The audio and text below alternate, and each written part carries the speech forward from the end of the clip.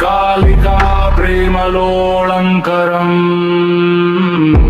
नमो भैरवं काशिकाक्षेत्रपालम्।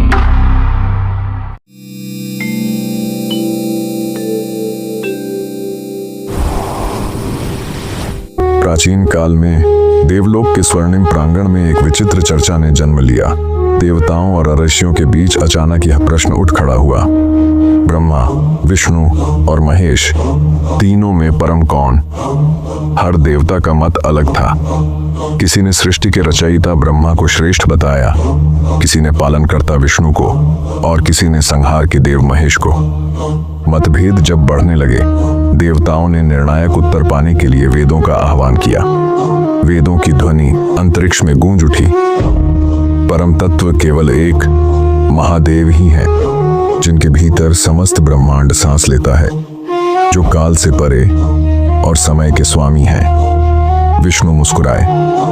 उन्होंने विनम्रता से वेदों के सत्य को स्वीकार कर लिया, लेकिन ब्रह्मा के भीतर अहंकार की ज्वाला भड़क उठी। उन्होंने इस निर्णय को तर्कों और व्यंग्य से चुनौती दी। उनकी पांचवी मुख से, जो कभी ज्ञान का स्रोत था, अब अहंकार झलकने लगा। उन्होंने शिव के तपस्वी स्वरूप, उनके गणों की वेशभूषा और उनके जीवन पथ पर उपहास भरे शब्द कहना प्रारंभ कर दिया। देवताओं ने ब्रह्मा की यह निंदा सुनी और भय से मौन हो गए, क्योंकि जिसका अपमान ब्रह्मांड सह नहीं सकता, उसका अपमान अब ब्रह्मा के मुख से बह रहा था। शिव, जो ध्यान में स्थिर थे, उनके भीतर एक कंपन उठी। उनके तीसरे नेत्र के पीछे छिपा ब्रह्मांडीय क्रोध धीरे धीरे जागने लगा, और फिर सृष्टि की धड़कन जैसे एक पल को थम गई।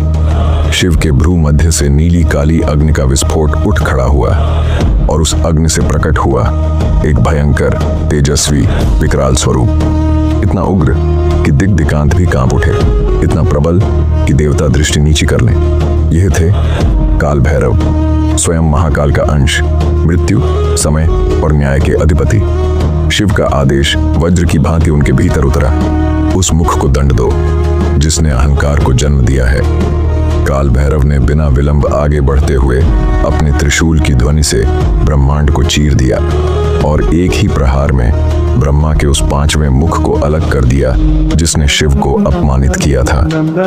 देवताओं ने यह दृश्य देखा और सृष्टि भय से सुन्न हो गई, परंतु एक देवता का शीश काटने के कारण काल भैरव पर लग गया ब्रह्म हत्या का शाप।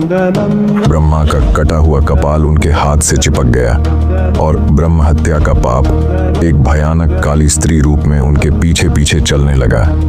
वह चारों लोकों में भटके, स्वर्ग, पृथ्वी, पाताल, पर उस कपाल की पकड़ ढीली ना हुई। अंततः एक दिन वे पहुंचे शिव की प्रिय नगरी काशी में, और जैसे ही काल भैरव ने काशी की सीमा में प्रवेश किया, वह कपाल उनके हाथ से छूट गया और ब्रह्म हत्या की छाया भूमि में विलीन हो गई। जहां कपाल गिरा, वही स्थान कपाल मोचन तीर्थ कहलाया। काल भैरव पाप मुक्त हुए, और तब महादेव ने वरदान दिया, काशी अब तुम्हारा क्षेत्र है, तुम इसके कोतवाल हो। जब तक यह शहर रहेगा, इसका रक्षक तुम रहोगे। इसके धर्म, न्याय और भक्तों की रक्षा तुम ही करोगे। तभी से काल भैरव अंधकार के बीच प्रकाश, अन्याय के विरुद्ध समय का न्याय और शिव भक्तों के परम रक्षक माने गए, जो भय से मुक्त करते हैं, जो पापों को भस्म कर देते हैं, जो धर्म की रक्षा के लिए सदैव उपस्थित रहते हैं। यही है काल भैरव का जन्म, काल का स्वयं स्वरूप, अनंत और अजर,